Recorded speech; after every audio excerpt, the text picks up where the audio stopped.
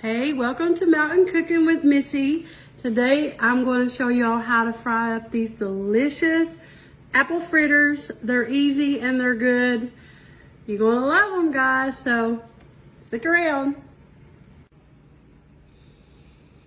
All right, y'all, the oil is heated to 375. I've got my thermometer here hooked on and ready to drop these delicious apple fritters. They're gonna be so good. So let me show y'all how to do it. So what I do is you want to put, I do by the spoonful like that right there. I do that right there, and I'm just gonna slide it off right into the hot oil. See? And you're gonna fry them. Just about 3 or 4 at a time is all you need. You need to give them room to float.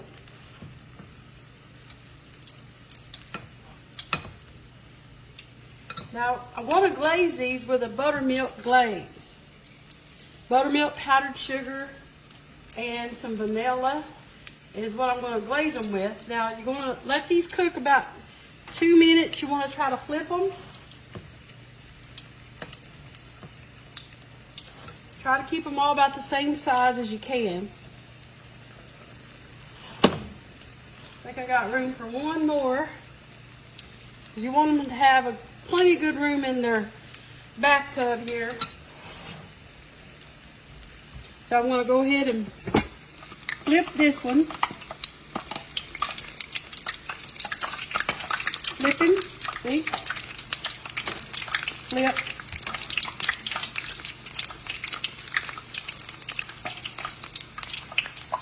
See, that was already about done.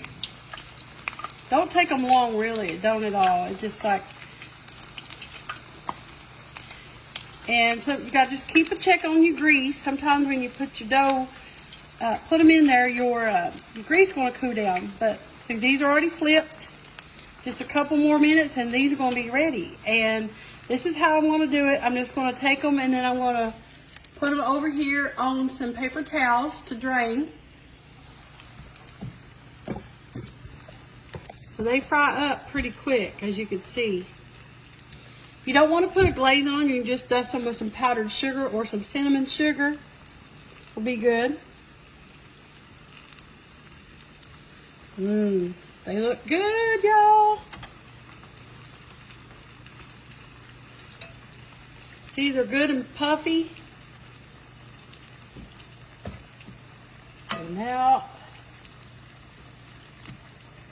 I smell them. They smell so good. These are a great hit for any kind of dessert idea, or in the fall too. It's summer, but I just had a hankering for them and I wanted to show you guys how to make them. Now, if you didn't want to put sugar in them, you can sweeten them with some sweetener. You don't have to do sugar if you don't want to.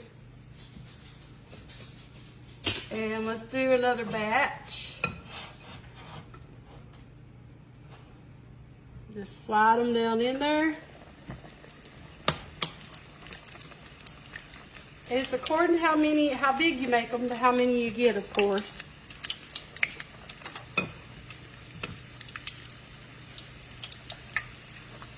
There we go. We used to fry donuts. We used to make homemade fried donuts. These don't have yeast in them, so if you know anybody that don't like yeast or can't eat yeast, these are a perfect alternative. But we used to fry donuts like this. We used to take this dough and we'd all get together and fry these. And we'd put powdered sugar on them and cinnamon sugar on them. They're good. All right. So I'm going to fry this batch, and let me tell you, let's see, 1, 2, 3, 4, 6, 7, 8, 9, 10, 11, 12, 13. Probably going to get about 15 out of this batch. You can easily double this if you wanted. You're going to flip them. What I do is just try to get in there like that. Turn them over.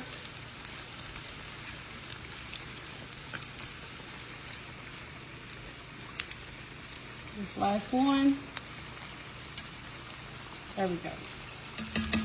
And they, as you can see, they fry up quick. So, all right, I'm going to get these out, and then when we come back, we'll make the glaze for them. All right, y'all. So I'm going to make the buttermilk glaze for these apple fritters. So this is a cup of powdered sugar. Okay, and I like to use buttermilk. If you don't want to use buttermilk or don't have buttermilk, sweet milk will work, or just, I call it sweet milk. It's just regular milk, evaporated milk, whatever you want to do. I like to use a little bit of buttermilk because it gives a little tang, and I think it gives, to me, the glaze tastes more like a glaze like on Krispy Kreme donuts. It doesn't take a lot. I just drizzled it in, okay? I'm going to use some vanilla extract. You can use some maple extract if you wanted. Any kind of flavors you wanted. Orange would be good. But I'm just going to use some vanilla, some buttermilk, and some powdered sugar. Now, the fritters have cooled down. They're still warm because you want to glaze them. You want to be able to pick them up and handle them and without getting burnt. So cool them off to where you can pick them up, okay? And so that's pretty. Let me see. Let me give a little more milk in there, a little thinner. Now, when I dip them, I'm just going to dip them, and I'm going to put them here. I got a wire rack here on my right. I'll show you guys. And that way, that rack, I catch any of the excess. And you can keep adding to this. I mean, glaze is really simple. All a glaze is basically powdered sugar, milk, and some kind of flavor. And as long as you have that combination, it's still going to be good. Some people even use orange juice instead of milk for glaze, like for cinnamon rolls or something. So there's all kinds of ways you can do things. All right. So let me show you all. This is a fritter. Look at that. And it's still warm. And look, it just come out. Well, it's been out for a while. I can handle it. It's warm.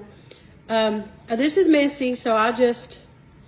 And this glaze helps kind of seal them too, okay? You don't want them to get dried out. And let me show you all here. You don't want them to get dried out. And so you want to keep them... You need to keep them in an airtight lid, a bowl or something. That way they won't air out. But this glaze kind of helps. So I'm just putting them on this right here, see? And I'm just going to roll them around in my glaze. And while they're still warm, it helps too. I'm just laying them right there on my rack. Now these are so good. These are, like I said, if you wanted to leave the glaze off, just dust them in some powdered sugar or some cinnamon sugar would be good. So let me show you how I'm doing it. I'm just using my fingers, guys. I'm just rolling them around like that right there. Now, if you don't want to do apple, you could leave the apple out. You could just make donuts. Take this dough that I just did, and you could just fry it without the apples if you wanted. They're just good. Let me give a few more here for y'all. Then I want to bite into one because I want to take me a big bite. Kenzie will love these. So let me wipe my hands off.